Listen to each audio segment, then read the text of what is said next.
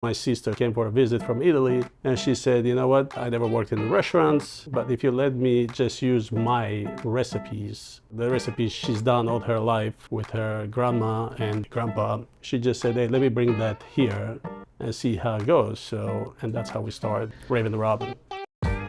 I'm Bobby Sina. I'm the owner of Ravyn Robyn. The business itself is ran by 85% women, and which is my sisters, a few of my nieces. We got Christian, the bartender, which is my nephew.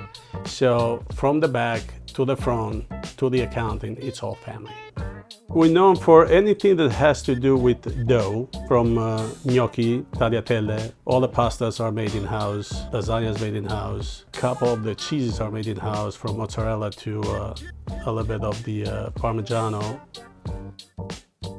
My sister, she goes and picks up, obviously, that the flour comes from Italy. It's a non-bleached flour. The eggs come from the farms around here because, you know, the yolk of the egg has to be very fresh and yellow. From the time they start the dough to the time they cut the dough into the and fill the dough for the raviolis, it takes like 10 hours. So the biggest work in here is, believe it or not, it's not so much cooking, it's the preparation. We call it 10 hours of prep, 2 hours of cooking. Christian is my nephew. We don't call him a bartender anymore. Christian is very passionate when it comes to drinks. He takes his time, and he has traveled a lot to Italy, south of France, a lot of visits to London, Asia, South America to get their signature drinks. What's good about Christian is he's very big on all the mixtures, all the juices. They have to be fresh squeezed in the house. And that's what makes, I think, his drinks a little bit more special.